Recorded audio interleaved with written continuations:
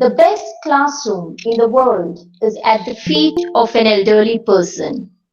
On this note, let's start this day with a prayer, with a silent prayer.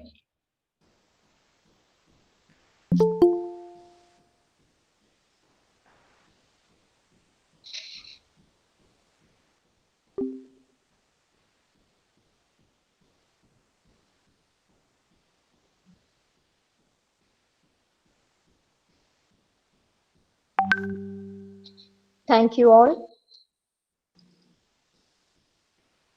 So welcome to the second day of International Webinar, Age Well, It's Never Too Late, organized by the PG Department of Home Science, St. Joseph's College for Women, Alapura, in association with NetProfan and Home Science Association of India, Kerala chapter. So first of all, I would like to extend a hearty welcome to the guest speaker of the day, Dr. Nisha Sheen, teachers and all participants to this webinar. So today, the technical session will be handled by our friend and colleague, Dr. Nisha Sheen, Professor, St. Lawrence College, Ontario, Canada. She is a person committed with passion towards teaching, research, and community services.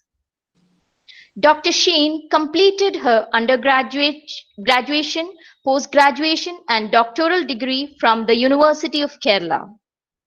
She has undergone many professional training on human subject research, University of Utah, USA, Hi-Fi Training, Parks and Creation, Ontario. She has certificates in TCPS, Fundamentals in University Teaching from University of Waterloo, Ontario. She has more than 13 years of research experience from University of Kerala, India, Indian Council of Medical Research, India, University of Waterloo, Carleton University, Ontario. She has more than 16 years of teaching experience. She has served as assistant professor at Government Women's College, Trivandrum for more than 5 years.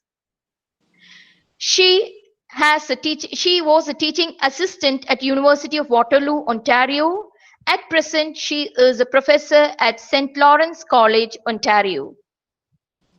She has won Flair Scholarship from the Department of Higher Education, Government of Kerala, India. She has won even Visiting Scholar, University of Utah, USA.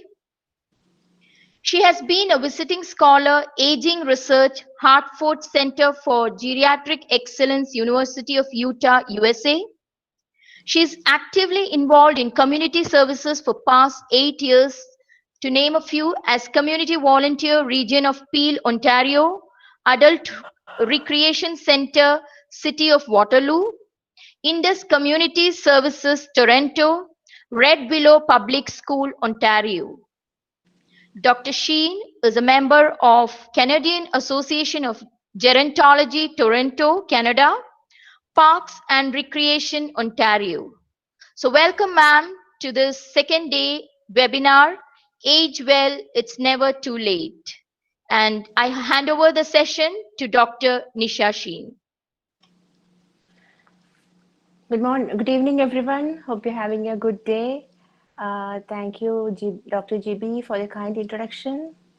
So at the onset, I would like to thank all the faculty of the Department of Home Science at St. Joseph's College for facilitating this webinar and having me here.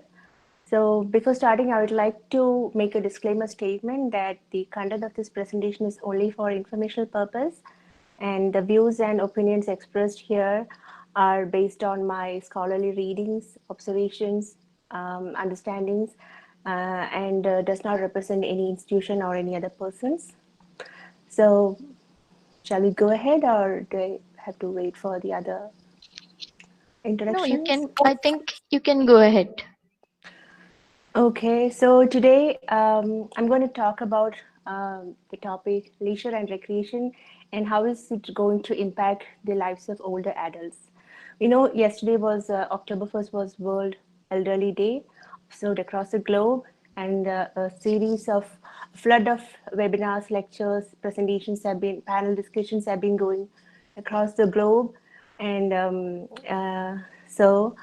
in this context, today I'm going to talk about leisure and recreation. So I'm sure many of you will be wondering how this topic is going to be relevant in this context today, because in the we are in the midst of the pandemic, COVID pandemic, where everyone is trying to make ends meet, trying to cope with this pandemic, and how this leisure context is going to fit in this situation. So as I walk you through through the contents of this webinar, I'll walk you through the concept of healthy aging, well-being, social isolation, and loneliness among the older adults. And then I'm going to integrate and harness this topic of leisure and recreation to this concept. And then by the end of the webinar, you'll be getting a clear picture how and why leisure and recreation is going to be very important in this scenario for the older adults. Okay, so let's start. So all the participants, all those who are here, a warm welcome and thank you for your participation.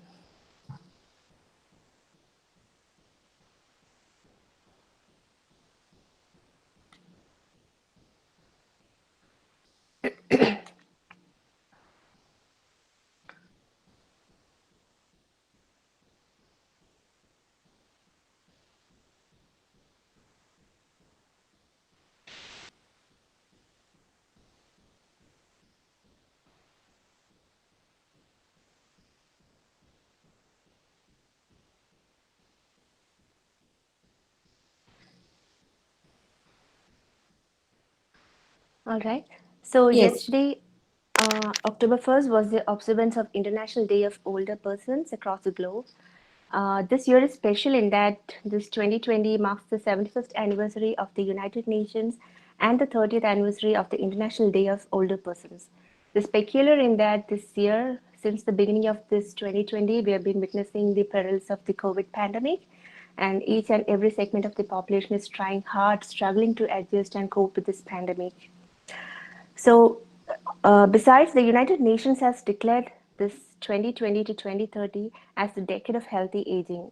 It's a call for the collective and collaborative actions from all the governments, civil society, international agencies, all the professionals, academia, and the media, and even the private sector for 10 years of active and collective collaborative actions to improve the lives of older people, their families, and the communities.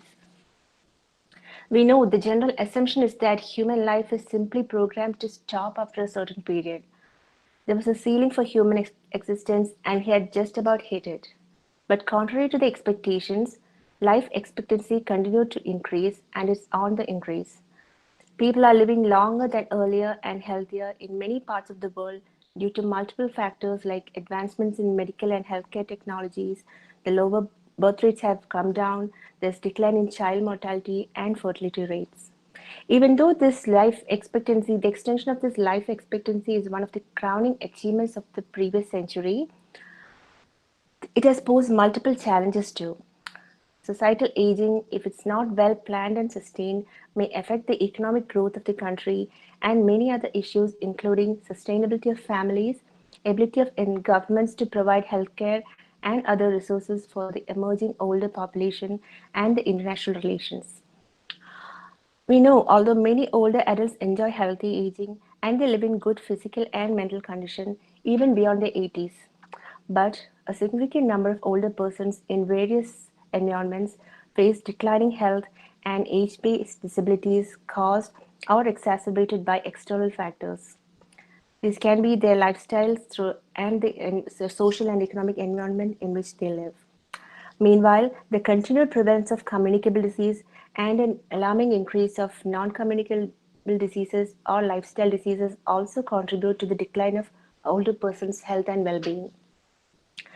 On top of that, the unprecedented changes and challenges due to the emergence of this COVID pandemic has caused an additional burden to the world. So today's webinar spins around the following concepts and themes. I'm going to talk about a brief about aging population scenario, healthy aging, well-being, and how these two are interrelated. Then I'm going to switch to social isolation during this pandemic. And then we come to the core content, that's leisure and recreation for well-being, different types of leisure, the benefits of leisure, and the constraints in making use of this leisure and recreation. And finally, the leisure and well-being during this pandemic. The projections of world population by age groups. Let's have a quick peek into the global population scenario of older adults. We can see from the picture that the number of older adults shows that in 2019 there were 703 million persons aged 65 or over, but over the next 3 decades it's projected to be 1.5 billion in 2050. It is estimated that older people will constitute 22% of the world's population by 2025. It's not too far, just 5 years from now. Globally, the share of population aged 65 years or over increased from 6% in 1990 to 9% in 2019 and is projected to be 16% in 2050. The projections of world population by age groups presented in this graph depicts the increasing rate of older population across the decades from 2030 to 2050. It's surprising to note in the projection that the number of older adults, as noted in the blue color, outnumber the number of children in the coming decades. All regions across the world will see an increase in the size of older population between 2020 and 2050, and unfortunately, 80% of them will be living in the low income and middle income countries. In Canada, older adults constitute 15% of the population, whereas in India, it's 22% of the entire population as of now. The number of centenarians in Canada is also surprising. Those who are above 100 years of age is more than 10,000 now. The government of India recently stated in Parliament that India will have 34 crore people above 60 years of age by 2050, and that would be more than the total population of the United States. So, what we can do, we should have sufficient resources and infrastructure to address this astounding rise of older population. The phrase of healthy aging typically evokes the thoughts and images of happy older adults riding bikes, jogging, working in a garden, or eating healthy foods, or doing some entertainment activities. But healthy aging is so much more than these activities. No one wakes up in their 60s in sudden and good health. Healthy aging is a part of life continuum, meaning it's influenced by what happens to us across our lifetime and the conditions in the social and physical environment in which we are born, we live, play, and work. Besides, the race, ethnicity, the gender, person's sexual identity, age, disability, income, and the zip code or the postal code all contribute to an individual's ability to achieve good health and receive appropriate health services over the course of a lifetime. In the past decades, we know healthy aging was identified as the ability to detach oneself from the midlife activities and as a kind of preparatory step towards the later life, end of life, and the aging process was assumed as a progressive recession towards death. But the situation has changed today. The World Health Organization defines healthy aging as as a process of developing and maintaining the functional ability that enables well-being in old age. It's not about declining; it's about maintaining that ability. So this functional ability refers to a person's ability to meet his basic needs, even as he progresses in age. The needs of eating and other activities of daily living.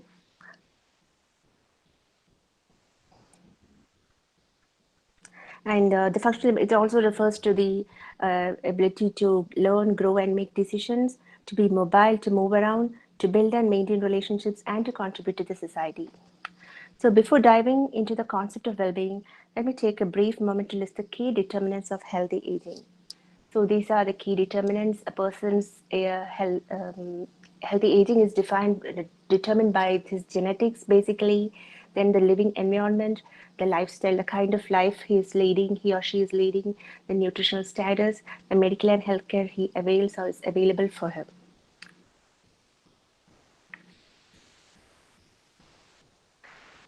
Well-being. There's no single consensus around the term well-being, but there's a general agreement that, at minimum, well-being includes the presence of positive emotions and moods, the absence of negative emotions, satisfaction with life, fulfillment, and positive functioning. In simple terms, well-being can be described as judging one's life positively and feeling good. It can be subjective as well as objective. Subjective well-being is the way we perceive our life as being good or not. So say, for example, I can say, even if I'm not having a job or even I'm not having nutritious food or balanced diet, I can say that I'm in a state of good well-being. It's one's own perception.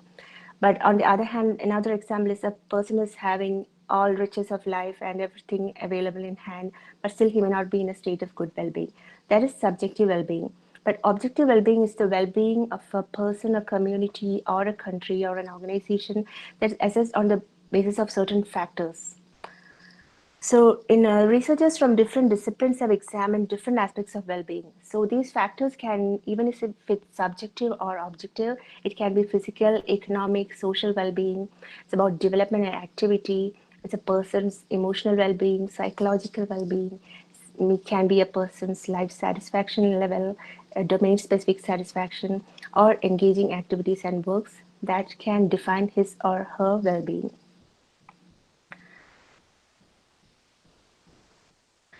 So, the parameters or domains of well-being. It can vary across nations and cultures and geographical locations. So here I'm representing the Canadian Index of Well-being. It's a globally recognized tool to measure a person's or a group or a community's or an organization's well-being. According to the index, there are 8 domains of well-being. These are the 8 domains which influence a person's state of well-being: his education level, his living standards, his community vitality, the healthy populations, his democratic engagement, the person's usage of proper or improper usage of time, the surrounding environment, and leisure and culture. In the Indian context, I can show you the one of the examples from the Indian context. In this, we can say that it's a bit different from the Canadian context because we don't have the common leisure and entertainment here. We have activities of daily living, psychological strength, life accomplishment, and social ties, the health status of the person, and the socio-economic, demographic, and living arrangements, the person's lifestyle, and religiosity. Some key considerations to be taken into account at the individual, societal, and organizational as well as systemic levels to facilitate or foster healthy aging are diversity. The first one is diversity. There's no typical older person. Some 80-year-olds have the levels of physical energy and vitality as that of a 30-year-old, whereas others of the same age might require assisted care and support for even basic activities of eating and dressing. So the policies should be framed to improve the functional ability of all people, whether they are robust, care dependent, or in between. It should be catering to the diverse population, either in abilities, culture, also. It should not be like one size fit for all. It should be tailored to meet the requirements of all segments of the population. These diversities are shaped by factors such as the family we are born into, our sex, our gender, our ethnicity, our level of education, occupation, financial resource. Most of them were discussed in yesterday's webinar as the social determinants of health. So, equity and inclusion is another important factor to be considered for promoting the healthy aging. The policies, programs, and processes should be such that it champions equity and inclusion in all community and health services to improve better health for all ages and races. No one should feel like they are being opted out. Supportive environments, that's another factor. It refers to creating policies, services, programs, again, the same thing, in the settings where older people can live, work, learn, they can love, they can recreate and worship without any judgments. Some examples of supportive environments are the creation of age-friendly communities um, in countries or cities. These communities can facilitate social interaction for seniors where they feel at home. Such communities should provide safe, attractive places to walk and physically active, accessible transportation that encourage social engagement, the smoke-free public places, senior-friendly restaurants and grocery stores, all things which enable and encourage them to lead a better life. Mutual aid is another thing, supporting each other emotionally and physically by sharing ideas, information, resources, and experiences facilitates healthy aging. It also means recognizing and supporting seniors Their efforts in volunteerism, self-help groups, caregiving, and the informal support family members provide to each other. Taking interest of one's own health, say for example, it's the older person who can choose to whether should be active, go for a walk, do some gardening, or he can stay indoors. For this, developing personal skills is important. It enables the elderly to have knowledge and skills to meet one's own life challenges and contribute to society. For example, in after the COVID pandemic hit our country, we can see that many seniors learn to use mobile phones and devices for payment of bills, for communicating with their family members who are at distance, to make transactions, purchases, etc. So it's about self care and developing personal skills. To make healthy choices and carry through these choices, what older people need is a tailored and accessible information and help to develop these skills. In spite of these mechanisms, older people also have some social needs that are diverse. One such need is the one for proximity and meaningful relationships. We know typically after retirement or towards old age, social circles get shrinked and the frequency of contact with friends and loved ones tend to decrease. Just as relationships with closer friends or family members are important, relations with neighbors in the community and other members of the community also play significant roles. Having a social support network will contribute to older adults' feeling of safety, comfort, and connectivity. Even casual conversations with strangers during a morning or evening walk can fulfill some of the social needs of older adults and contribute to their well being. I'm sure most of you can relate your parents or grandparents or your family member situation with these points I'm talking about. Last but not the least is the need for reciprocity. Relationships are always stronger when there is just some kind of reciprocity. Receiving support and care from others, as well as helping others and contributing to society, makes older adults develop a sense of independence and purpose in life. It can be in the form of volunteering or helping neighbors. So, moving on to social isolation. So, based on this background, I'm going to spend some time talking about another pandemic of social isolation and how this impact the older adults, why this is important, and what we can do to integrate leisure and recreation into their lives to facilitate healthy aging and well-being. I'm one of the many people who have worked with and volunteered with older adults and have recognized that social isolation is a real pressing issue. But I have a different spin on this topic as to how to leverage and integrate the concept and components of leisure into aging. We all are familiar with social isolation. It's not like age specific or gender specific. All ages can experience social isolation. Social isolation is simply defined as the objective state of having few social relationships or infrequent social contact with others, whereas loneliness is a bit different. It's a subjective feeling of being isolated. A person can feel loneliness even if he's in a social gathering or in he's well connected in the society. Social isolation, on the other hand, is like excluded or keeping apart from the social gathering or the social connectivity. Social isolation and loneliness are serious yet underestimated public health risks that affect a significant portion of the older adult population. Recently, a research study has mentioned that loneliness and social isolation can be as damaging to health as smoking 15 cigarettes a day. Social isolation and exclusion due to ageism and even racism substantially increase the risk of poor health and loneliness and may even act as predictors of death.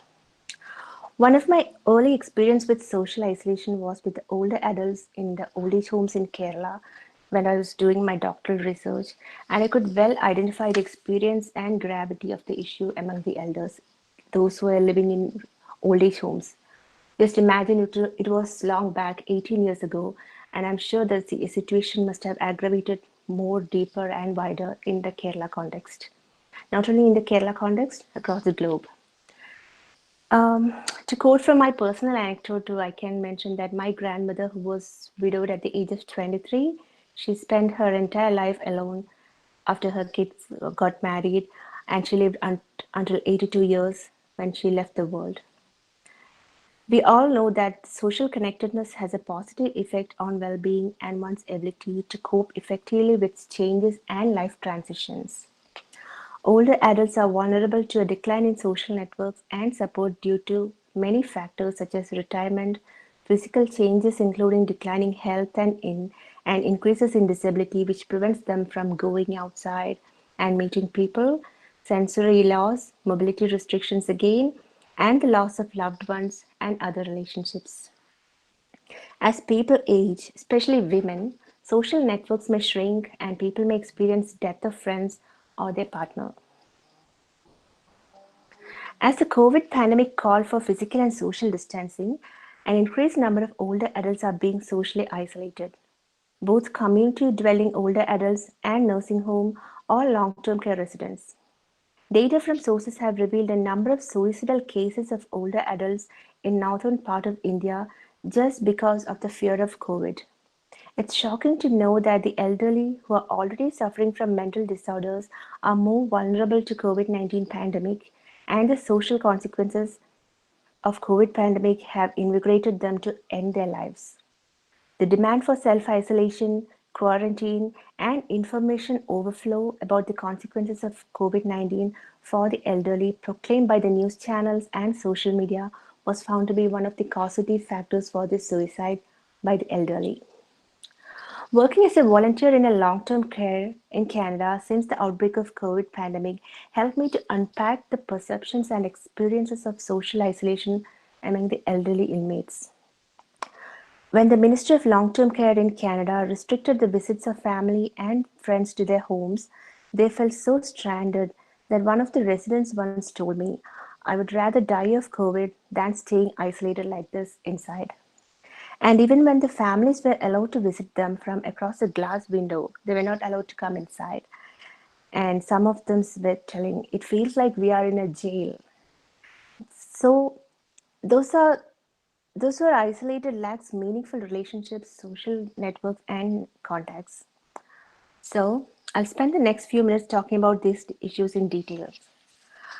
Prior to the disease outbreak, the vast majority of community dwelling older adults actively participated in social activities such as going to senior centers, going to some clubs, some pensioners' union, some retired associations, religious institutions.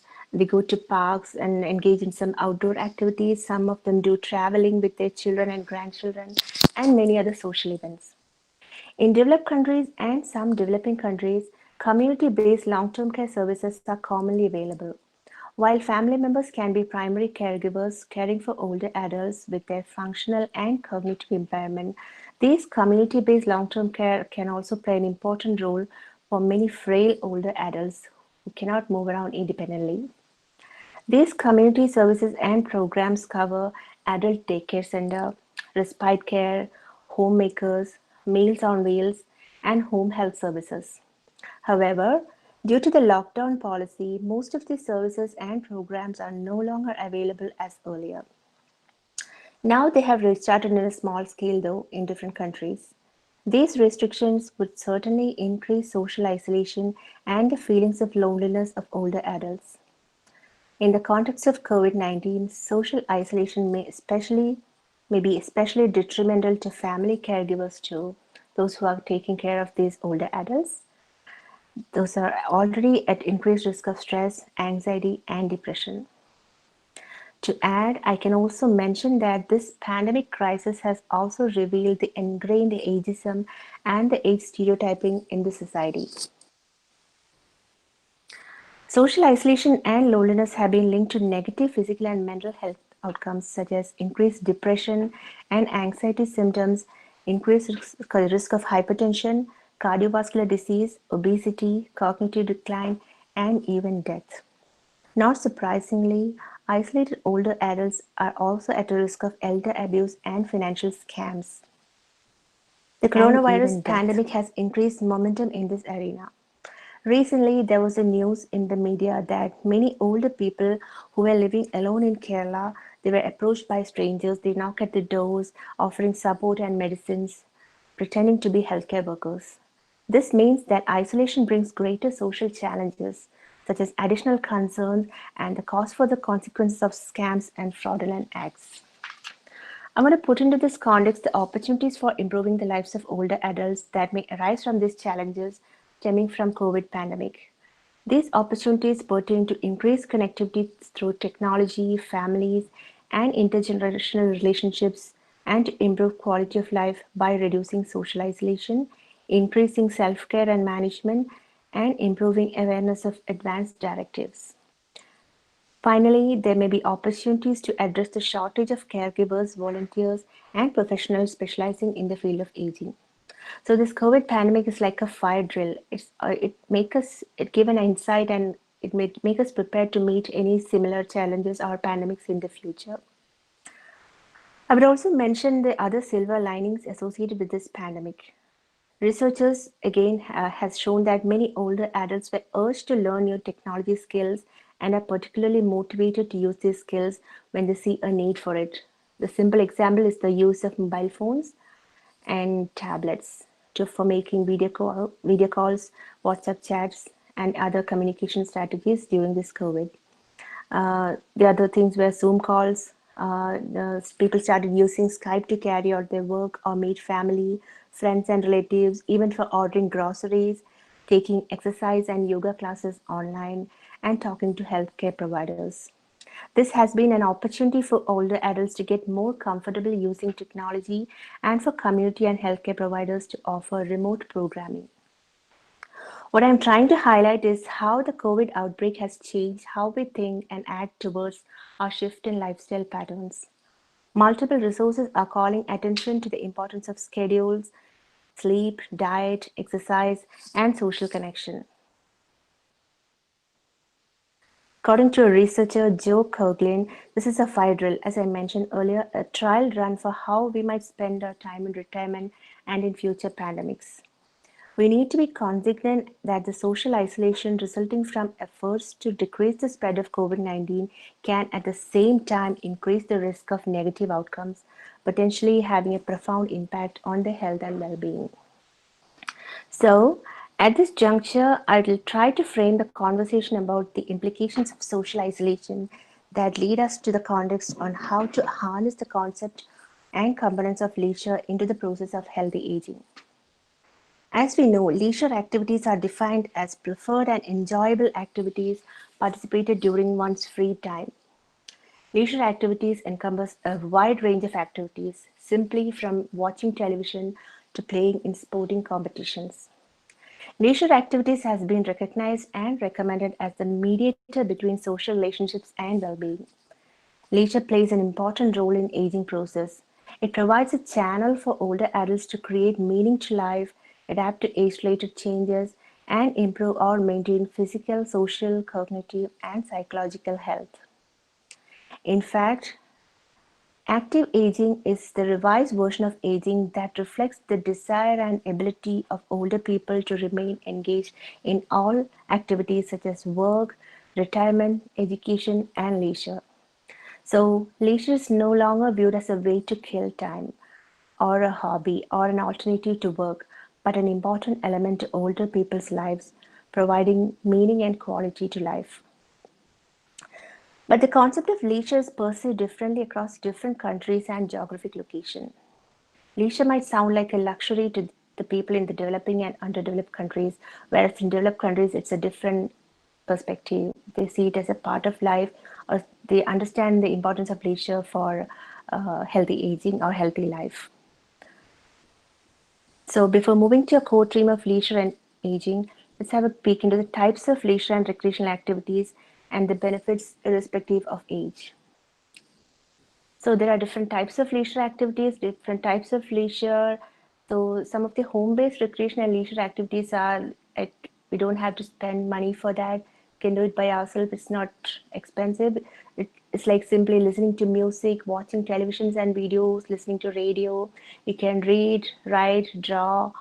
You can do some arts and craft by yourself. You can do gardening, playing games, exercises, hobbies, and leisure use of computers. Whereas the outdoor or leisure activities that are away from home can be walking, jogging, swimming, participating in different kinds of sports, watching entertainment activities like some car racing or horse race, visiting attractions, tourist places, eating and dining outside, gaming, traveling to different destinations, spending some time in some destinations as vacation.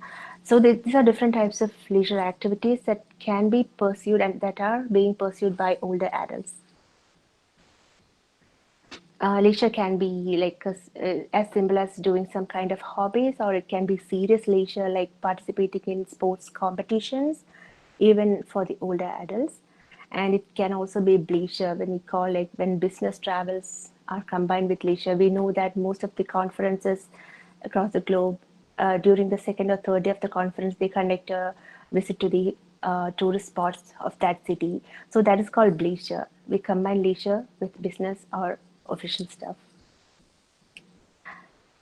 Now, let me walk you a few steps through some of the benefits of leisure and recreations. Participating in leisure and recreational activities enhance our immune system. Being active is great for body in helping to enhance one's immune system. Physical activity done over a consistent period can also help in improve overall quality of life and assist in longevity. Example are like exercising, playing some games, swimming, badminton, cycling, or playing basketball. It improves the flexibility of the body. Moving physical movements can assist in stretching muscles and in turn improves our flexibility. For example, simple walking, doing yoga, Pilates, Zumba, simple stretching can be swimming, doing some kind of sports, or even dancing. It improves our memory. Many hobbies will challenge your mental abilities and enhance our problem solving skills, especially for the older people. Engaging in activities like word searches, crossword puzzles, brain games, Sudoku, card games, board games like Scrabble, Monopoly.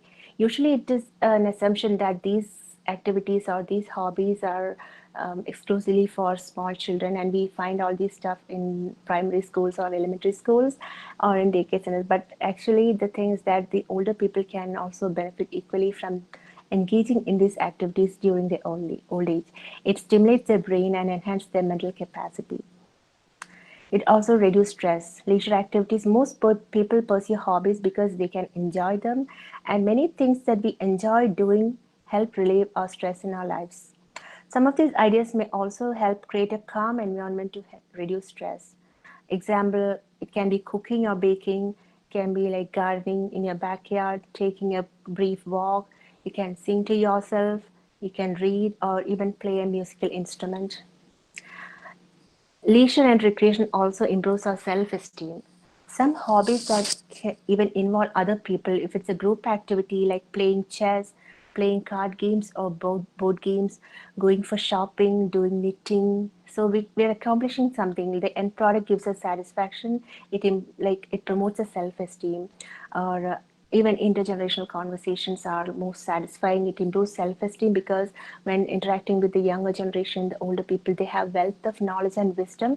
When they pass these wealth of knowledge and wisdom to the younger generation, it enhances their self-esteem. They feel that the sense of accomplishment or achievement passing on this knowledge to the younger generations. And finally, not last, but it improves the quality of sleep of older adults, especially being more active during the day helps them create a more restful night's sleep. Just be sure to do more active hobbies early in the day so that you can sure you have enough time to wind down before bed. So this depicts that an engaged lifestyle is widely regarded as an important component of successful aging. Many older adults with active participation in social and leisure activities report positive well-being. Leisure can play an important role in the aging well process, but to a large extent, its role in healthy aging is overlooked by policymakers. Leisure can be an important tool in increasing or maintaining social integration in later life. It can be voluntary work, cultural activities, holidaying, engaging in sports, reading books together, doing hobbies, shopping. All these are found to be successful predicators for social connectedness of older people. Friends correlate positively to the participation in leisure activities. Partners maybe husband or wife, can play a role in participation in cultural activities and sports. Parents can play a role in participation in voluntary work and holidays. Siblings play a role in voluntary work and sports, and children can play a role in cultural activities, reading books for seniors, and shopping. Local communities can use these intergenerational relationships and develop special programs to increase social connectedness and hence improve the quality of life of older adults. The COVID pandemic scenario has brought a pause or restriction to engagement in leisure among all groups of population. Discourses on leisure activities of older adults might sound like a paradox in the socio-economic settings of developing or underdeveloped countries, as I mentioned earlier. However, understanding the types of leisure and recreation and the physical, social, and psychological benefits of leisure would help to cast off this stereotypical perception that leisure is a luxury or something that is unaffordable. The COVID pandemic situation has encouraged many families to more than regularly communicate through virtual media or telephonic conversations. So, one of the silver linings of the pandemics is the golden role of technology to connect people. For example, the New York Times has recently published a story about a grandmother speaking with her grandson more than earlier, and two grandparents recording their voices reading bedtime stories to their young grandchildren. While volunteering at a long-term care home since the COVID outbreak, what I find and observe was that Zoom calls and FaceTime calls by older adults with their friends and families is one of the most impactful and satisfying mode of combating social isolations. These video calls are said to be lifesavers ever since COVID because that was the only medium of communication with the family members or friends who are apart. Besides, we engage in the old age long-term care I'm working. We engage the residents with outdoor family visits, gardening, keeping safe distances. We do hallway sing-alongs. We do hallway bingos and one-to-one activities that keep them engaged and active. Intergenerational conversations and companionship can also be stimulated and facilitated within the families during this claustrophobic isolation created by the pandemic. Young children in the family can spend more time with their grandparents at home, engage in activities like puzzles, memory games, arts and crafts, reminiscing, listening to radio, or watch TV together. Those isolated seniors who have access to technological devices can communicate regularly with their family members, children, and grandchildren who are away through this Zoom calls, FaceTime, Skype, or WhatsApp calls. Besides, we can also conduct virtual tours of places, historical monuments. We can listen to audible apps, to narratives and stories, and these are different sources of leisure during this pandemic season. In old age homes, nursing homes, and long term care homes, one to one recreational activities, like as I already mentioned, where activities like puzzles, Scrabbles, drawing and coloring, painting, engaging them in art and craft activities, bingo, are the popular activities since the outbreak of COVID. Here are some common and easy to pick activities that can help seniors, even whether they are at home or in the old age homes.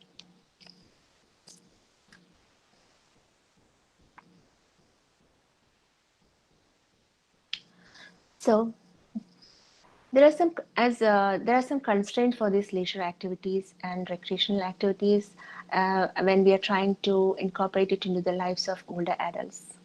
In spite of these myriad of choices I have mentioned and listed here, there are some factors that prevent, reduce, or modify the participation or may adversely affect the quality or enjoyment of these leisure activities. It can be of three types. It can be intrapersonal, interpersonal, or structural constraints. Intrapersonal, we know it's the conflict within oneself constraints. Those are psychological states and attributes such as stress, depression, anxiety, religiosity, kin and non-kin reference group attitudes, perceived self-skill, and subjective evaluations of the appropriateness and availability of various leisure activities. person might be confused within himself whether I should take up these activities, whether I should engage in this activity. He should be having mix of emotions. Say for example, if I'm trying, if we have grandparents in your home and if you're trying to, after this webinar, you're going home and or you're approaching your grandparent and trying to engage him or her with some crossword puzzles. We might have a positive intention, but they might have this intrapersonal conflict whether no, I'm not a kid anymore. I don't have to play with these kids' items. So that's some kind of one example of interpersonal conflicts that resist them from engaging in these activities. The next one is interpersonal constraints. That's about the relationship between individuals. A particular older person or a group of persons, they should feel the compatibility, they should feel the comfort to mingle with the group or interact with the other person who is trying to engage him or her with these leisure activities. So they will feel frustrated if they are unable to find someone with whom they can participate in their activity, or if there is something about the co-participants, if it's a group which constrains involvement. Say, for example, they need to find a compatible friend or a partner. It's not peculiar for old age, even for us children, youth, or middle aged people, we are always comfortable in a zone where we are with people who we like, or we share the same ideas, or we are compatible with. A personality clash or disagreement with a co participant may also restrict participation in a group settings. Even within families, if we are trying to impose, or if the older adults, they are not in a good mood or they are like depressed or frustrated, and if we approach them with some board of activities, or if we invite them to play, go out for walking or do some gardening, and if that person is not comfortable with us, even if it's a daughter or grandchildren, that's a difficult situation. That's another constraint. Last one is the structural constraint that include financial resources. Even if within the family and in a community setting, if we have opportunities for leisure and recreation, but still if the person is not able to afford to pay for such activities, if the person is not able to buy the devices, say for example, there are large number of older adults who doesn't have a mobile phone. Even if they don't have the access, they cannot afford to buy one. There are persons who don't have a television at home. So those are the structural constraints. They might be interested in engaging in leisure activities, but they are not able to do so because they don't have the financial ability to buy resources or equipment, or maybe unable to find the resource or places in their community or neighborhood for recreation. Even if there are free programs in the community, they may be unable to, they must not be having the finances to find a transportation to reach that place. And also, the availability of time is also another structural constraint. In the case of older adults, studies have shown that women, the number of participants is more of men than women, because even in old age, women will have the responsibility of taking care of their family, their children, their grandchildren, caregiving, doing the cooking and other household activities. So they will have less time to spend for these leisure and recreation activities. So that's another structural constraint. So the absence, negotiation, or elimination of these constraints will lead to leisure participation. Whether in family, community, or institution, we have to identify and tackle these constraints to ensure their engagement in leisure. So that's all about the core theme of today's webinar. So to conclude, let me reiterate that loneliness and social isolation, which are the important indicators of social health, are related, often confused with each other, but not the same thing. They are siblings rather than identical twins. Lonely people feel that they lack companionship, they don't have a circle of friends, and often feels left out. Socially isolated people may not have many close connections but may feel just fine about it. Healthy aging can delay and minimize the severity of chronic diseases and disabilities in later life, thus promoting well-being. Older adults can live longer, healthier lives by staying socially connected, increasing their level of physical activity, eating in a healthy way, and refraining from smoking, alcohol, and other habits. But there are real environmental, systemic, and social barriers to adopting these lifestyle behaviors. These barriers and inequities need to be addressed through a combination of political will, public support, and personal effort. So, what we can do as academicians, students, teachers, and researchers, we should keep articulating the opportunities to be seized, including increased comfort with technology and online platforms, especially during this COVID pandemic, building stronger family and intergenerational connections, strategies to combat social isolation, more respect for self care and time management, and potentially increased interest across disciplines to work on issues of the aging society. Thank you.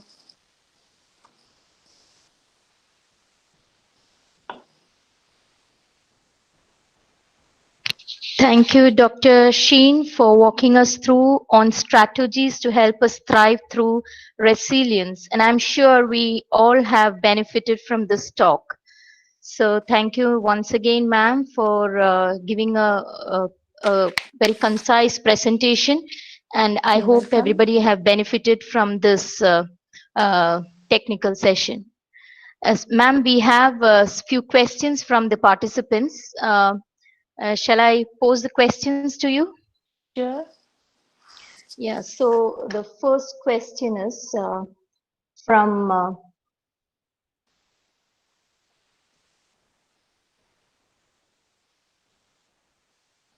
Adira Krishnan has given the first question. Can you please mention some of the ways which we can overcome isolation and associated mental health issues among the aged on a Kerala's perspective? Okay, thank you for the question. What I've been talking throughout the second half of this webinar was the strategies to, in the perspective of leisure and recreation, and how we can leverage these components to tackle the situation of social isolation. In the Kerala context, as I already mentioned at the onset, it might feel like it's not in, you might be thinking it is inappropriate in the Kerala context because in some countries and across cultures the perception of leisure is different. In the Kerala context, I know leisure, we most of us are engaged in different kinds of leisure activities, as I have mentioned in the slides, but it does not definitely come with the leisure and recreational title. That's why we are just not no we are just not noticing that. So actually, older adults, most of us, we know we have grandparents at home, older relatives, friends in the community. Most of them, the main activities they are engaged are they do go for walking, they do some kind of gardening, they chat. They some of the retired people, they have some retired people's associations, retired teachers associations, some clubs, and they have some residents associations where these people get go for. Spending their leisure time. Some of them get engaged in some hobbies, reading, listening to music. So these are the common pattern of leisure activities observed in Kerala context. So what I'm trying to do, what my intention was through this webinar, to impart the information about the other kind of recreational activities to enhance healthy aging, because there's walking, gardening, reading, listening to TV. There are different types of leisure. Leisure can be active leisure, passive leisure, serious leisure. So what we should do is to we should encourage active leisure, because say for example, if you are walking and jogging or doing swimming, it's like kind of physical exertion.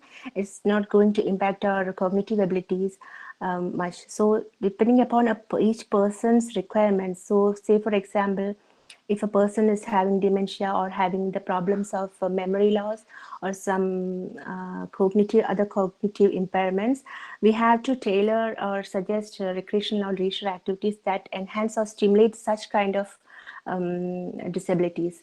Say, for example, if with a person with dementia, we can encourage conversations, healthy conversations that help to memorize their past, or we can engage in chats. We can give them activities that stimulates their brain through frequent engagement in such activities, stimulates their brains. So I have already listed the types of activities, desirable activities in the slides. especially during this COVID pandemic period in the Kerala scenario, we don't have enough time to think about leisure and recreation because it's like out of the kind of out of the box context. But still, as students and youth in the community, you can initiate. You can be the torch bearers to help spread the awareness about leisure and the importance, how it's going to affect our promote our mental, social, as well as physical well-being. Did that answer Yeah. your question? Yeah, thank you, Dr. Nisha. So, Dr. Sandhya Pai has posed a question. As one person slowly creeping towards aging, she is 57 years old. So, I would like to know how to keep oneself motivated to do and accomplish things. A person in her 57. Okay, so as a caregiver or as a family member, what you can do, because a family member or a personal caregiver can is more aware of that person's requirements, abilities, disabilities. So he's the best person to advise the kind of leisure activities the person can be engaged with. If the person is active, cognitively able, she can offer activities or leisure practices that in like reading together. They can do some creative arts and crafts. We can engage them with in painting and drawing. The first and primary thing is that we should be able to convince these older adults. They are a bit now, it's not easy to convince these older people about the requirement of leisure and recreation, particularly these activities like crossword puzzles, drawing and painting, doing the jigsaw puzzles, because I have encountered such problems. Because when we approach these older adults, some of them, not everyone, some of them with these, come on, let's do some drawing, let's do some crossword or Scrabble. They say, no, I'm not a kid, this is not for me. That will be some of their attitude or perceptions. What we have to do is we should create awareness in them. We should talk with them gently. We should be empathetic. We should talk with them in such a way that we motivate them. We should instill the spirit in them that this is good for your health, this is good for your mental health, physical health, and social health. This will promote well-being and healthy aging. So it depends on the way we are trying to talk and engage with them, and we have to convince them the importance and relevance of these activities. And even if they are reluctant to accept these ideas, it's up to the persons. Uh, we should be tactful enough to convince them, or we can show them examples of older people engaged in some activities and how they have benefited. We can show them their narratives of such persons. We can tell them the personal history stories of such persons. Say this person in our neighborhood or this person from our family, she's been doing these activities. She's been engaged in these activities that have made them more active and healthy. So uh, these strategies can help motivate an older person who is reluctant or not, to bring them to the level of that can happily they can willingly participate this in these leisure activities. Yeah, thank you. I hope Sandhya ma'am's she has got her answer for the question. So now next we have Radhika. What is the key to healthy aging? Um, there's no specific one and only key for healthy aging. As I have presented in this slide about the key determinants of healthy aging, it can be multiple. So we can compress it into 4 or 5 aspects, like healthy, being physically active, doing exercises, and healthy diet, having a healthy and balanced diet appropriate to their requirements and age, then doing exercise, engaging in leisure and recreational activities, community involvement. There should be enough social connectedness, connections, interaction with the community and people, the level of engagement, and the environment, social environment in which social and physical environment in which they live, be it their home, whether they are in old age home or in some other institutions. These are the factors that are the key determinants of healthy aging. There's no single factor, it's a combination of these factors. Each one of these factors determine or impact healthy aging. Yeah, thank you. So next question is from Kumaran MD. He says our parents got isolated from us. They are affected due to that. Even then, they are not ready to mingle with us. I'm very much depressed and disturbed mentally and physically on caring them. How can I get rid and keep them peaceful?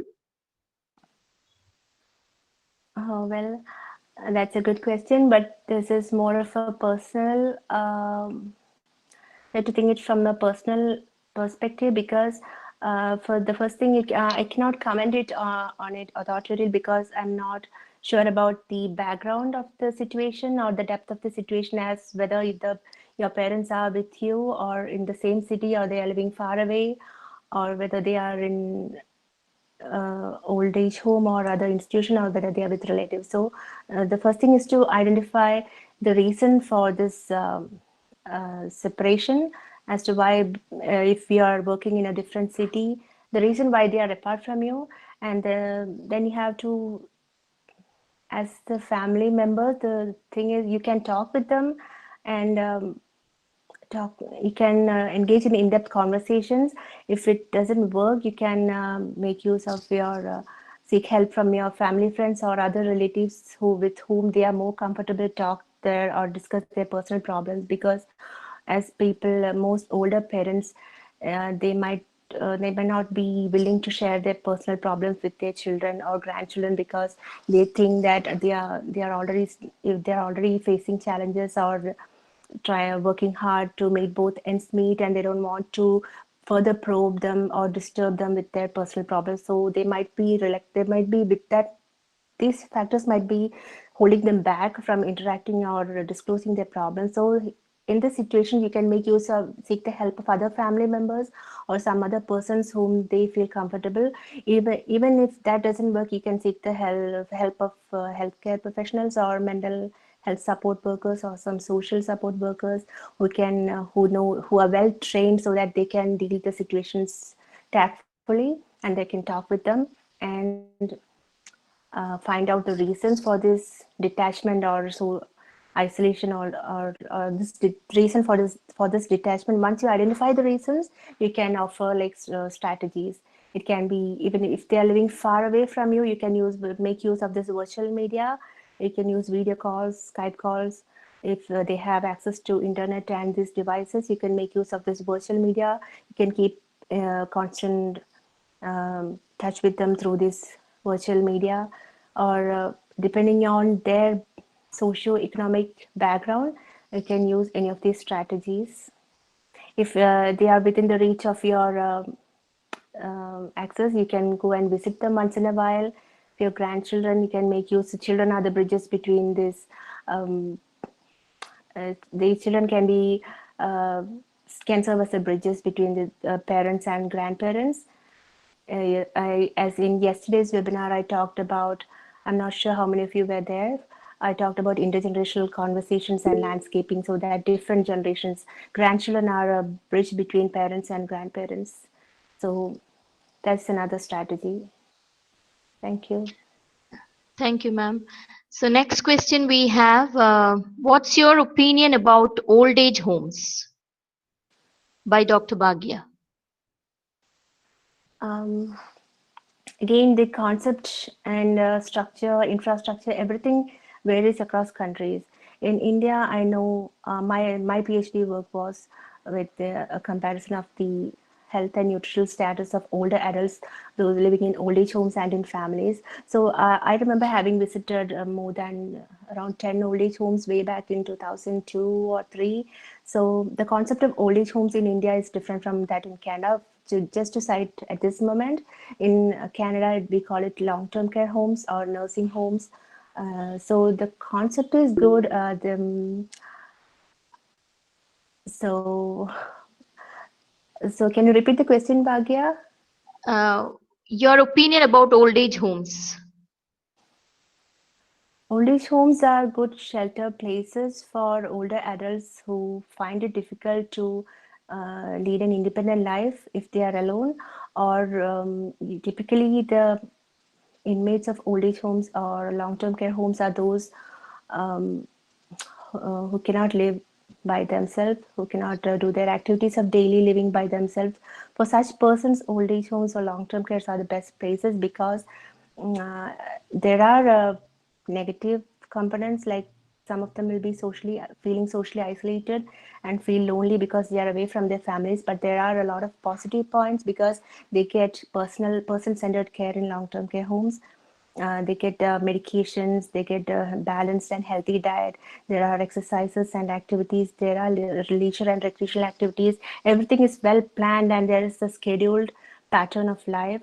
So that's the one good point of long-term care homes. We have nurses available on call, we have doctors available on call, we have personal support workers to help them in even doing the activities of daily living like bathing, eating, dressing, everything. So for such persons, long-term care or old age homes are a blessing, rather than staying at home unattended or ignored by the family members, or even living alone. It depends on persons and families. Some older adults, even if they are not able to move around or do things by themselves, they prefer to live alone in a home rather than going to an old age home. It depends upon persons and their situations, whether they are good or bad, or so that one positive thing is that they have it's a systematic life, and you get every support, and you get doctors and nurses on call, so you don't have to be scared about the lacking anything other than some family intergenerational interactions, or you miss the family. That's the one drawback. Yeah, yeah, surely. Thank you, ma'am. So, next question is from Dr. Sandhya Suresh. What role residents association in Kerala can play in reducing social isolation among elderly? Okay, thank you for the question. So, residents association are becoming very popular in the Kerala scenario. So, I'm sure these associations are formed for a social cause. It's just to bring, the main intention is to bring people to. So, what residents association can do is they can form a separate cluster or a separate group for older adults in that community so that they can gather together and schedule activities, or fix a schedule for recreational or leisure activities for them specifically on particular days. And uh, obviously in a residents association there'll be different class and different types of people engaged in different kinds of profession. There'll be doctors, engineers, there'll be teachers, there'll be social workers, a lot of students, youth, different people, different types of people engaged in different types of occupations. So each one of these, each individual should have a social commitment. They can, the office bearers or the administrators of this association can collectively plan and implement programs that help older adults. They can arrange awareness classes, they can conduct workshops, periodical workshops for older adults, and they can even plan and implement leisure activities exclusively for older people, as well as intergenerational. Say, for example, you can conduct visits and tours to historical places. You can take the older people exclusively for that program.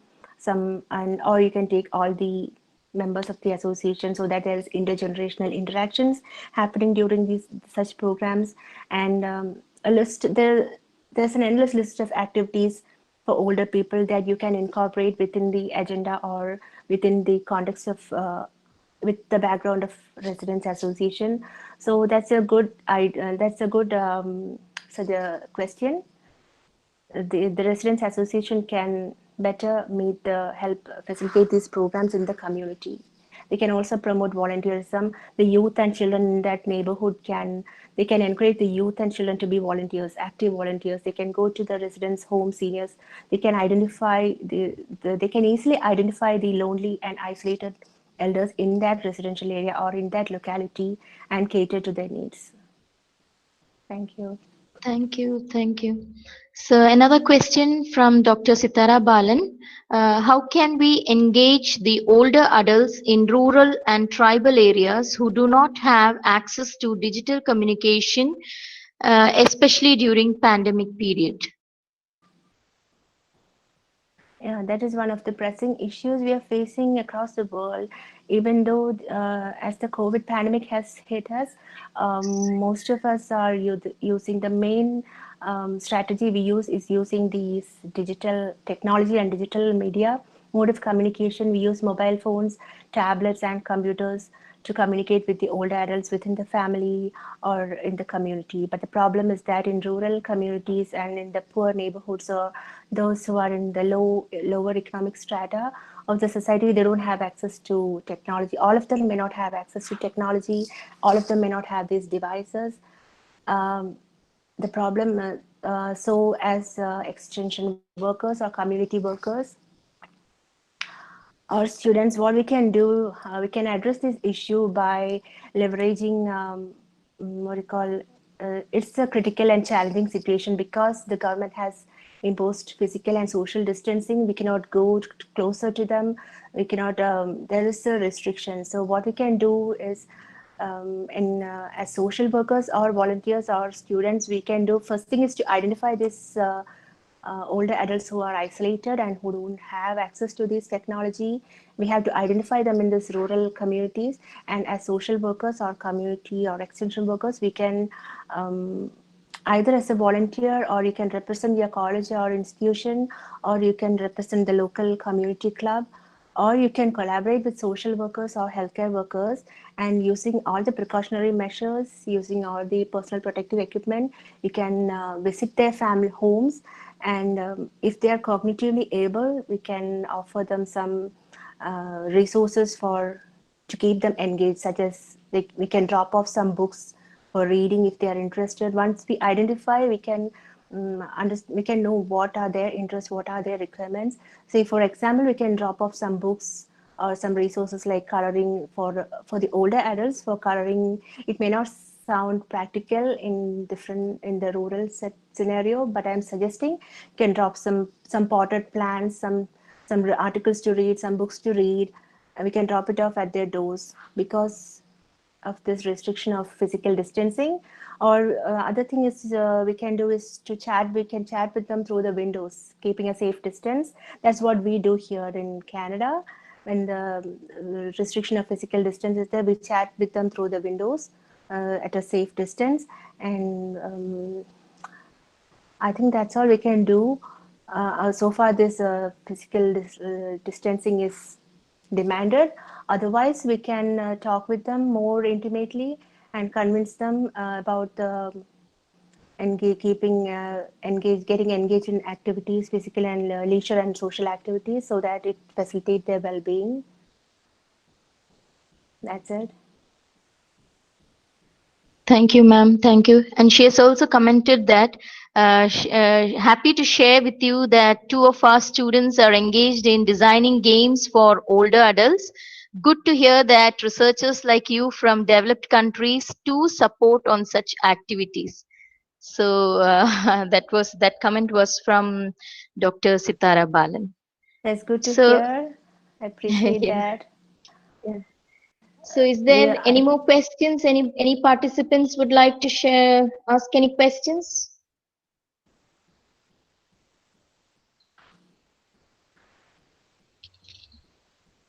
can I comment on something else? Yeah, yeah, surely, surely.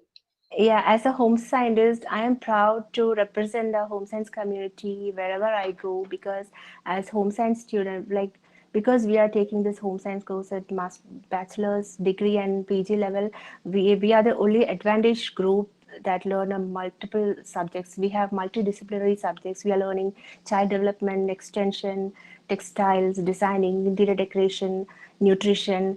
Yeah. It's a branch of multidisciplinary subjects, so that's an added advantage. I feel so proud to represent my home science community here in Canada, because if I go to an academic institution, if I go to a college or university here, I am capable, I am confident about teaching any of these courses subjects be it child development, textiles, extension, rural sociology, adult education. We have a whole list of resources, and we are equipped with all these, with the foundations of all these subjects, contents of these subjects.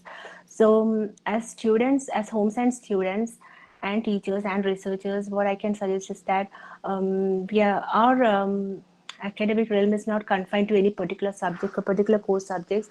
We are always working with the community, working for the community. We are studying about strategies, how to help people, how to improve the lives of people. Especially in this COVID pandemic situation, we are more capable of contributing more to the society. So, in this today's context, be it leisure and recreation or creating intergenerational landscaping, we should be confident. We are well equipped students, so we are well equipped to initiate and plan such programs for the community. What I can suggest is to initiate and engage in more volunteering activities. In Canada, like volunteering, that's one best practice in Canada we can adopt to. I can suggest to adopt, because in Canada, right from the class 8, grade 8, right to grade 12, volunteering is mandatory. So if the student has to graduate from plus 2 level from 12th, she or he has to have 40 hours of volunteering in community. So that's the best thing I have observed here in Canada. So right from the age of 13, children develop a sense of getting involved in the community, working for others, helping for others. And most of the students, they choose to work in long-term care homes. They go to the community, they help the seniors. Even my daughter, she used to go to a long-term care home. They chat with the older adults. They engage with them in these leisure activities. They help them groom themselves. They do their nails. They do their hair. They chat with them. It's like an intergenerational landscape is created.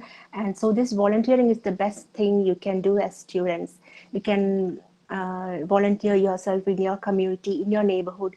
Instead of sitting idle at home after your studies or after your hobbies, you can just step outside of your home and go to the community and identify. If it's depends on the neighborhood, if it's a friendly neighborhood, you can easily approach the families where there are older adults. You can talk with them, you can share your ideas, you can get information from them, and you can identify who are elderly, who are in need, and you can offer your help to them. And even you can collaborate with some organizations or some clubs in your community. You can be an active volunteer. Just to mention, volunteering is not a paid work, it's unpaid work, it's just a free service we are offering. So you can, as home science students, you can volunteer in a wide range of fields. Like you can volunteer in schools, in communities, especially for extension students. You can plan and implement programs at community level, even in rural areas, because you are learning the principles of planning a program, how to implement. You can suggest diet for older adults. You can plan and offer strategies to plan and implement programs for children, so and so. So it's unlimited opportunities for home science students. I always feel proud and blessed to have taken such a program for my bachelor's and master's. So I suggest all students to have that spirit to take up volunteerism. I'm sure all the colleges and universities are having some kind of health clubs and some community clubs, social extension clubs, extension cells. So you should make sure that you are a member of that club or community, and make sure that you are working for the welfare of the community. There you should play a you should have a role in that club to work for the community, especially in this context. So you should be engaged in some activities that help enhance the life of older people, especially the older adults. As we mentioned, the population is increasing alarmingly. So as students, your contribution counts. Thank you, ma'am, for sharing your personal experience. Because, as you know, here even now people have taboo in learning and taking home science at undergraduate level or postgraduate level. So it's a big difficult for us. In fact, for us, I mean it is in our college it is very difficult to get students to learn home science. So thank you for that personal experience what you shared, because I Mm, hope the participants would have got to know about learning home science. It's a multidisciplinary subject and you learn a lot of things in yeah, uh, absolutely. taking that subject. Thank you. I can repeat it. I can repeat because I feel proud. I feel I'm full of equipped with resources when I came to Canada because I can step into any field. If I go to a long-term care, I can say I have this background in so and so. Like if I go to a childcare center, I can say I have the background Yeah. of child development. I have the background of extension program. I am confident of planning programs because I took this program planning course in my master's, or I Oh, can suggest a diet for any group of population because I have the basics or I have the specialization. So all the subjects are extremely useful and resourceful for a person. So I'm still proud and I always suggest to, it's just about the taboo or the stereotype type about the term home science or home here in Canada it's home economics.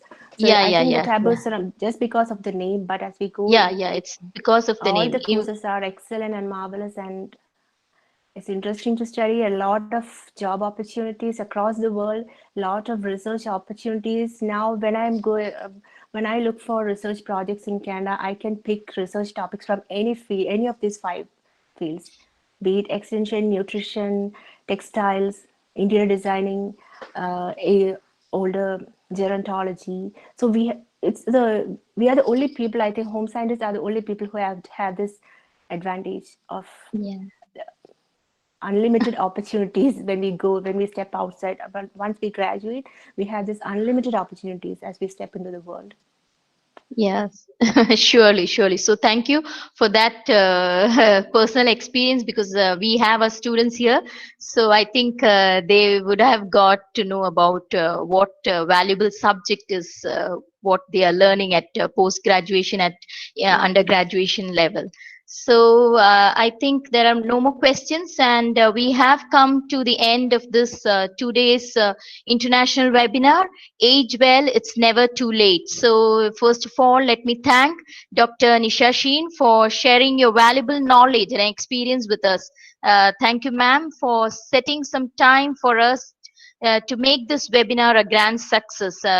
And I also thank all the participants for they have been that is we started the webinar right from 4:30, and many of the participants had logged in on time, and we were able to start only because of the participants. We were able to start the webinar on time, that is 5 o'clock exactly we could start. So thank you, and thank you participants for listening, and for 2 days with us, and you were with us and making this program a grand success. And we also thank the technical staff who was with us for live stream, helping us in live streaming and even recording our webinar. So thank you, Akil, for that, and all the teachers are retired teachers and all the colleagues from other colleges. We really thank everyone for making this webinar a grand success. Thank you, one and all. Thank you.